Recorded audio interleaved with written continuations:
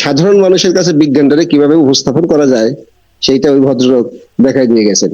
আর share মার্কেটে আজকে আপনার কাছ থেকে শিখলাম মানুষ কত ক্রিটিক্যাল টার্ম গুলো ইউজ করে, সেই ক্রিটিক্যাল টার্ম গুলোকে আমাদের মতো সাধারণ মানুষের মাঝে আপনি খুব সহজলভ্য করে তুলে ধরছেন এবং ডেটা অ্যানালাইসিস গুলো নিয়ে আমাদের কোনো সন্দেহ নাই, মানে আমার পার্সোনালি কোনো সংশয় নাই।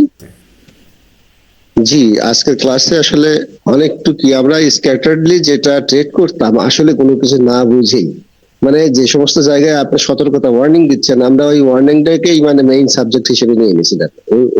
ওই সব জায়গায় যেই পুঁজিগুলো হারিয়ে ফেলছি। বাট আজকে যেটা দেখলাম যে আসলে আমরা যেগুলো স্ক্যাটার্ডলি করতাম এগুলো আপনার খুব মানে সুন্দর করে যেটা বুঝাই দিচ্ছেন, অনেক জটিল বিষয়কে আমাদের মতো সাধারণ পাবলিকের মতো সহজগম্য মানে বোধ করে তুলে ধরছেন। এটা খুবই ভালো লাগছে। আমি একটা এক্সাম্পল দিতে পারি। স্টিফেন হকিন্স মানে ওয়ার্ল্ড এর নোবেল প্রাইজ বিজ্ঞানী যিনি, মোটর নিউরন রোগে আক্রান্ত হয়ে কিছুদিন আগে যেটা মারা গেলেন ভদ্রলোক। তো এই ভদ্রলোক a brief history of time বইয়ের লেখক এবং মানে ওই যে কি বলে কৃষ্ণ গহ্বর থিওরির আবিষ্কারক, এটার উপর উনি নোবেল প্রাইজ পেয়েছেন। কিন্তু এই জিনিসটা 37টি ভাষায় প্রকাশ করা হয়েছে। মানে সাধারণ মানুষের কাছে বিজ্ঞানটারে কিভাবে উপস্থাপন করা যায় সেইটা ওই ভদ্রলোক দেখাই দিয়ে গেছেন।